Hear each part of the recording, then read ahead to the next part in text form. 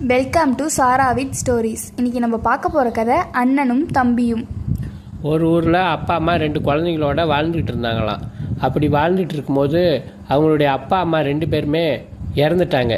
இறந்தவுடனே சாப்பாட்டுக்கே அந்த குழந்தைகள் ரொம்ப கஷ்டப்பட்டுட்டு இருந்தாங்க. அப்படி இருக்க ஒரு காலகட்டத்தில் வாங்கினா மலை மேலே நிறைய வீடுங்க இருக்குது, அங்கே போய் நம்ம சாப்பிட்டுக்கலாம், வாங்கினா ஏதோ ஒரு வேலை விட்டு செஞ்சு பொழைச்சிக்கலான்ட்டு 2 பேரும் மலை மேலே இருக்க வீடுங்களுக்கு போகலான்ட்டு கிளம்பி போனாங்களாம். அப்படி போனப்போ அண்ணங்காரன் போன வீடு ஒரு துணி துவைக்கிறவங்க வீடாக போயிடுச்சு. தம்பிக்காரன் போன வீடு ஒரு பாட்டி வீடாக போயிடுச்சு. அந்த பாட்டி 10 மாட்டை வச்சுக்கிட்டு மேய்ச்சிக்கிட்டு பால் கறந்து ஊற்றிக்கிட்டு நல்லா செல்வாக்காக வாழ்ந்துக்கிட்டு இருந்தது அந்த பாட்டி. அப்படி இருக்க ஒரு காலகட்டத்தில் 2 பேரும் அண்ணன் தம்பி 2 பேரும் சேர்ந்து மாடு ஓட்டிகிட்டு போவான். தம்பிக்கு அண்ணங்காரன் கழுதையை ஓட்டிகிட்டு போவான். இப்படி மேய்ச்சிக்கிட்டு வந்துக்கிட்டு இருந்தாங்க 2 பேரும். அப்படி மேய்ச்சிக்கிட்டு வந்துக்கிட்டு இருக்கும் பொழுது ஒரு நாள் அண்ணங்காரனை தம்பிக்காரன் கூப்பிட்டான். அண்ணா நான் மேய்க்கிற இடத்துக்கு வானா ஓட்டிகிட்டு போகலாம் 2 பேருன்னு சொன்னாங்கன்னா, சரி தம்பி நானும் வரேன்னு சொல்லிட்டு அண்ணங்காரன்னு 2 பேர் சேர்ந்து ஓட்டிகிட்டு போனாங்களாம். ஓட்டிகிட்டு போகும்போது அண்ணங்காரன் களி கம்மஞ்சோறு தான் வச்சுருந்தானா. தம்பிக்காரன் இட்லி தோசை கறி முட்டை எல்லாம் வச்சுக்கிட்டு இருந்தானா. சரின்ட்டு 2 பேரும் போய் ஒரு கிணத்துக்கிட்ட போய் உக்காந்து பசி எடுத்துக்கிச்சுன்னா மதியானம் ஆயிடுச்சு, அதனால் நம்ம 2 பேரும் உட்காந்து சாப்பிட்லாண்ணா அப்படின்னு சொன்னானா. சரின்ட்டு அண்ணங்காரன் சொன்னேன், ஏன்னா அந்த களி கம்மஞ்சோரை வச்சுரு என் சோத்தை சாப்பிட்ணான்னு சொன்னானா தம்பிக்காரன். சரின்ட்டு சாப்பிட்டுக்கிட்டே இருந்தானா அண்ணங்காரனுக்கு தண்ணி தாவம் அடிச்சு தான். தம்பி கொஞ்சம் தண்ணி மொல்லுன்னு சொன்னானா. இவன் சொம்ப எடுத்துக்கிட்டு போய் மொல்லலான்ட்டு கொஞ்சம் எட்டி பிடிச்சி மொல்லான்ட்டு குனிஞ்சானா. காலை வாரி விட்டுட்டானா கிணத்துக்குள்ளே விழுந்துட்டானா. அவன் கிணத்துக்குள்ளே விழுந்தவுடனே தம்பிக்காரனை கிணத்துக்குள்ளே தள்ளி விட்டு அண்ணங்காரன் என்ன பண்ணா, மாட்டெல்லாம் ஓட்டிக்கிட்டு போகலான்ட்டு ஓட்டி பார்த்துருக்குறான். மாடு பூரா ஒன்று கூட வரல, கழுதை மட்டும்தான் அண்ணங்காரன் கூட வந்தது. அது தம்பி கழுத்து மட்டும் மேலே லேசாக நீட்டிக்கிட்டு, அண்ணா என் மாடெல்லாம் உன் கூட வரவே வராது, என் சிண்டு வரல வெட்டி அந்த மாட்டுக்கிட்ட காட்டினா எல்லா மாடும் வரும்னு சொன்னானான். சரின்ட்டு அந்த தம்பிக்காரன் சிண்டு வரல வெட்டியிருக்கிறான். வெட்டினோடனே அவன் சொல்லியிருக்கான், ஒரு வார்த்தை சொன்னானான். சரி எடுத்துக்கிட்டு போனான், இதை கொண்டுகிட்டு போயிருந்தீங்கன்னா தான் வரும் உன் கூடன்னு சொல்லணும். சரின்ட்டு அண்ணங்காரன் காட்டினவுடனே எல்லாம் புறநாடியே மாடெல்லாம் வந்துச்சான்.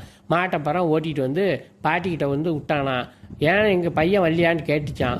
உங்கள் தம்பி எங்கே வரலன்னு கேட்டதுக்கு தம்பிக்காரன் தண்ணி மல்ல போனான் கிணத்துல விழுந்து செத்துட்டான் பாட்டி அப்படின்னு சொன்னானா. சரி அவன் போனால் பாரு அந்த மாட்டி நீயே பார்த்துக்க ஆள் இல்லை, நீயே மேய்ச்சிக்கு அப்படின்னு சொல்லிடுச்சான். இவன் மேய்ச்சிக்கிட்டு கொஞ்சம் காலம் இருந்தாலும் அந்த பாட்டி இறந்துட்டாங்களாம். இறந்தோடனே அந்த மாடு போனால் இவனுக்கே சொந்தமாக மேய்ச்சிக்கிட்டு இருந்திருக்கிறான். இப்படி இருக்க ஒரு காலகட்டத்தில் இவனுக்கு ஒரு வயசாகிட்டே போகுதுன்ட்டு கல்யாணம் பண்ணிட்டானா. கல்யாணம் பண்ண உடனே அந்த மனைவி என்ன பண்ணிச்சான், குப்பை குழியில் போய் பார்த்து தான் தண்டிக்கிற தலை முளைச்சிருந்துதான்.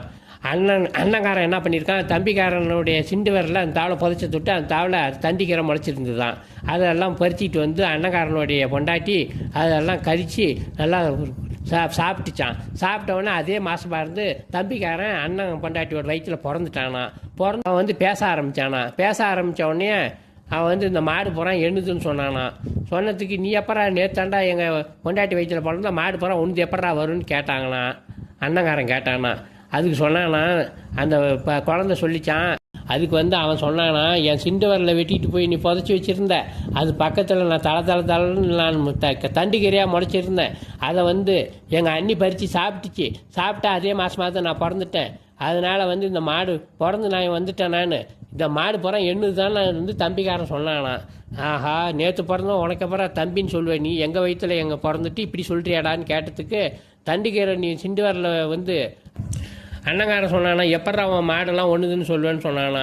தம்பிக்காரன் சொன்னானா, மாடு பூரா எண்ணுது தான், அந்த மாட்டுக்கு ஒரு அடையாளம் வச்சுருக்கேன், அதை நீ அண்ணா எடுத்தீங்கன்னா அந்த அடையாளத்தை எடுத்துட்டீங்கன்னா மாடு பூரா ஒன்றுதுன்னு சொன்னானா. உடனே அண்ணங்காரன் பஞ்சாயத்தை கூட்டினோடனே பஞ்சாயத்து தலைவர்கள்லாம் சேர்ந்து என்ன பிரச்சனைன்னு கேட்டாங்களாம். அதுக்கு தம்பிக்காரன் சொன்னானா, இந்த மாடு பூரா எண்ணுதுன்னு சொன்னானா. அண்ணங்காரன் சொன்னானா ஏன் மாடுன்னு சொன்னானா.